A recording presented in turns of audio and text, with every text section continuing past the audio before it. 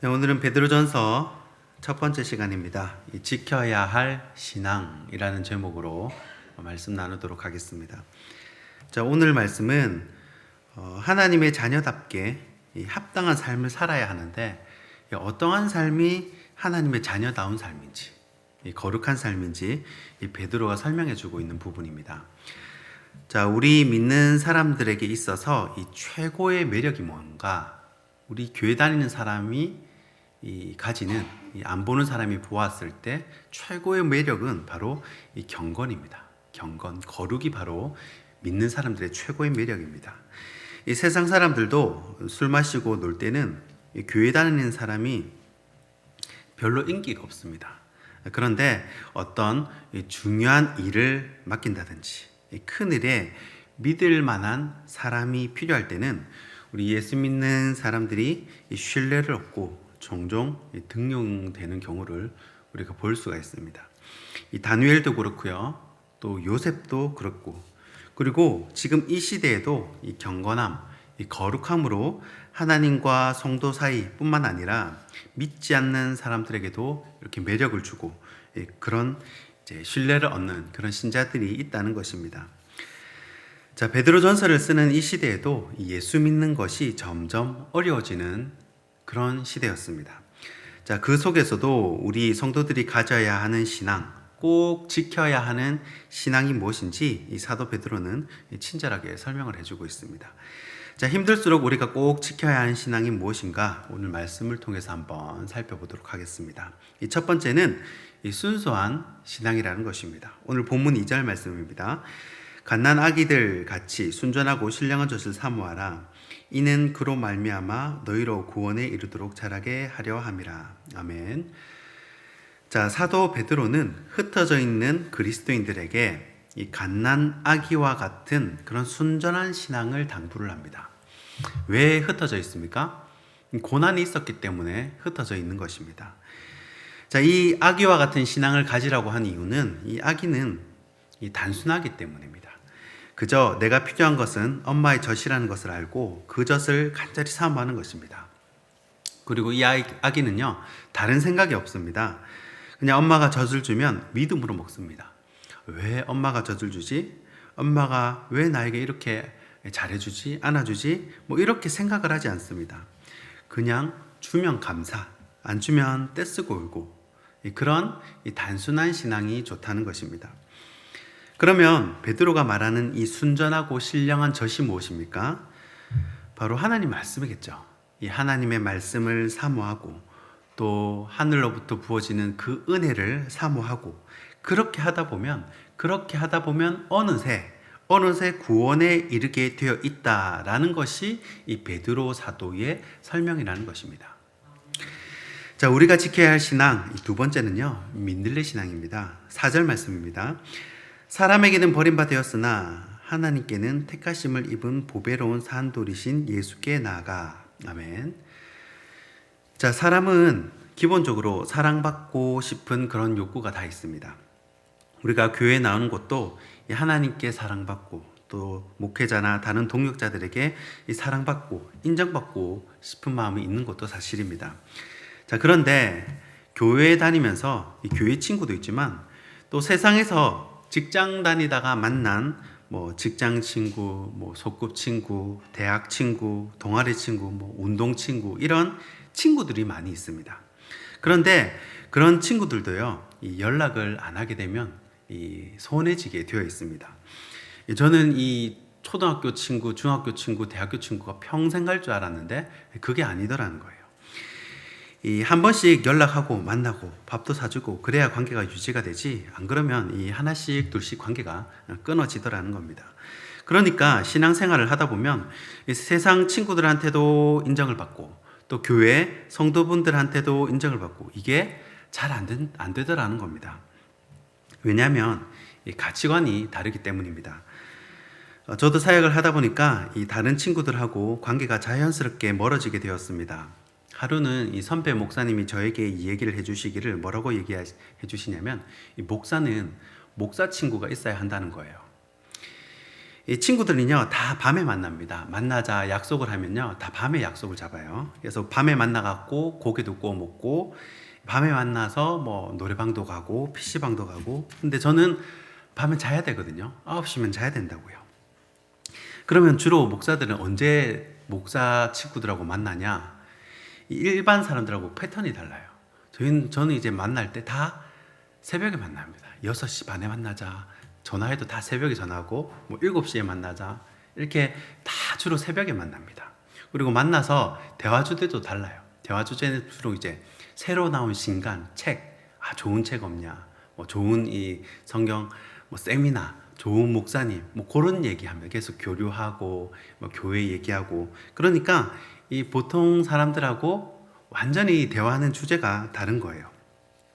그리고 당장 밤늦게까지 이렇게 뭐 고기 먹고 친구들이랑 놀면 당장 내일 새벽 기도에 이 성도분들이 갈급한 심령으로 나올 텐데 그분들을 실망시켜 드리기가 너무너무 싫은 거예요. 늦게 들어가면 저도 이제 피곤할 거 아니에요.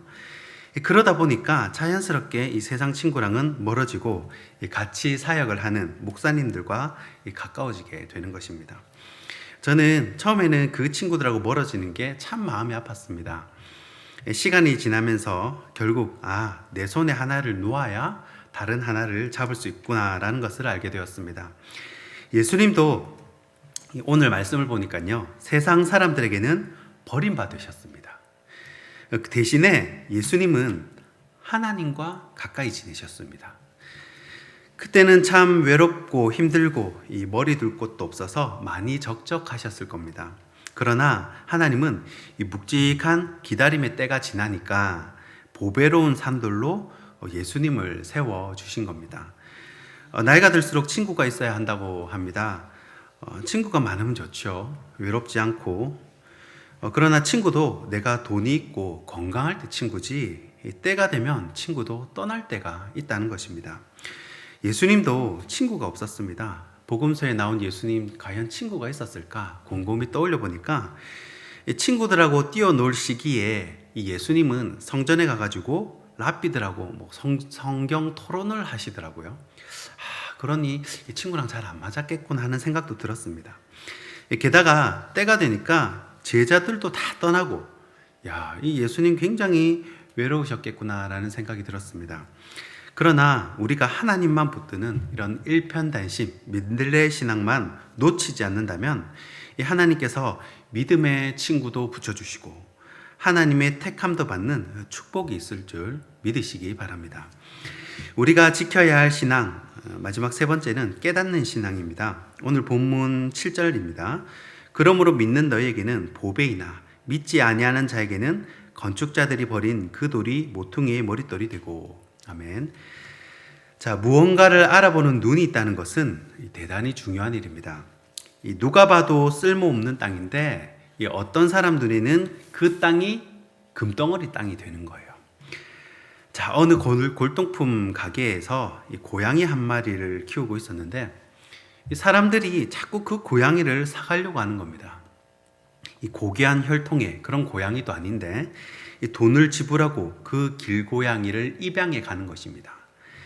그래서 이 골동품 가게가 골동품보다 이 고양이를 더 자주 팔게 되는 겁니다. 그런데 고양이를 사가는 사람들마다 특징이 있었는데 그 고양이가 쓰던 그 밥그릇까지 같이 달라는 겁니다. 알고 보니까 이 고양이가 쓰던 그 밥그릇은 아주 오래전에 만들어진 이 귀한 골동품인 겁니다. 그런데 일반 사람들은 그걸 못 알아보고 이거를 알아보는 이 골동품에 찾아오는 일부 사람들 중에 그걸 알아보는 사람들이 바로 그 그릇을 달라고 하면 주인이 눈치를 채고 비싼 값을 부를 테니까 이 고양이를 사는 척 하면서 이 밥그릇도 같이 이렇게 챙겨 가려고 했던 거예요. 이 보는 눈이 있었던 것이죠. 예수님이 이 땅에 오셨을 때 예수님이 하나님의 아들이라는 것을 알아보는 사람은 거의 없었습니다. 별로 없었어요. 그러나 예수님을 알아보고 그분을 전심으로 믿는 사람도 있었습니다. 그래서 그 눈이 뜨인 사람에게는 바로 예수님이 보배였던 겁니다. 보배도 이런 보배는 없었어요. 그래서 이 어린이 찬송가 가사에 나와 있죠. 집 팔고 논 팔고 냉장고 팔아서라도 이 소유해야 하는 엄청난 보물이었던 겁니다. 보배 중에 보배였던 거예요. 그러나 이 눈이 뜨이지 않은 사람은 그냥 건설 현장에 버려진 그런 돌 정도로 밖에는 보이지 않는 겁니다. 이 세상 사람들은 예수님을 믿는 신앙을 굉장히 귀찮고 힘들고 어리석은 것으로 생각을 하지만 이 때가 있거든요. 이 심판의 때가 되면 그것이 얼마나 어리석은 생각인지를 알 때가 온다는 것입니다. 우리가 아무리 수영을 배웁시다 라고 이렇게 외치고 수영의 중요성을 강조를 해도요, 이 평범할 때는 모릅니다. 이 태풍이 불고 배가 파선을 하고 이 바다에 빠져보면 그때 이 수영을 배운 그 진가가 드러난다는 것입니다. 이 복음의 가치는요, 광야에 나가보면 압니다.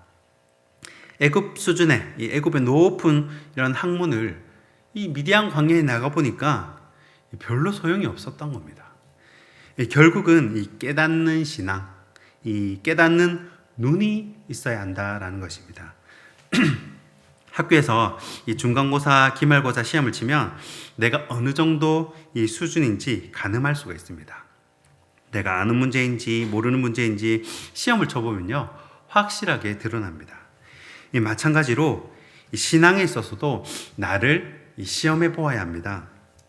내가 아예 한 명 앉혀놓고 예수 믿게 할 수 있는지, 내가 안 믿는 사람 앞에 앉혀놓고 복음에 대해서 이야기할 수 있는지, 내가 만난 예수님을 이야기할 수 있는지 시험을 해보아야 합니다. 그래서 이 사도 바울의 고백처럼 이 때를 얻든지 못 얻든지, 나에게 만약에 5분이 주어졌다 하면 5분 동안 예수님에 대해서 얘기할 수 있어야 된다는 거예요. 아니면 좀 여유가 있어서 30분이 주어졌다 그러면 30분 동안 내가 만난 예수님을 전할 수 있어야 한다는 것입니다. 자, 그러기 위해서는 내가 먼저 일단 깨닫는 신앙이 필요하다라는 것입니다. 자, 말씀을 정리하겠습니다. 오늘 우리가 지켜야 할 신앙은 어떤 신앙인지 살펴보았습니다. 첫 번째로 이 어린아이와 같은 순수한 신앙, 이 말씀을 있는 그대로 믿고 또 사모할 때 어느 순간 우리가 이 구원에 이르게 된다라는 것입니다. 두 번째는 우리가 지켜야 할 신앙은 일편단심 민들레 신앙입니다. 친구가 떠나고 세상이 나를 버려도 하나님의 택함을 받은 자라면 다 가진 자입니다. 오직 하나님 붙드는 신앙이 되어야 할 줄 믿습니다. 마지막 세 번째는 깨닫는 신앙입니다. 예수님이 보배임을 깨닫는 신앙이 필요합니다. 오늘도 끝까지 하나님이 주신 신앙을 지켜가는 저와 여러분이 되기를 주님의 이름으로 축원하고 축복합니다.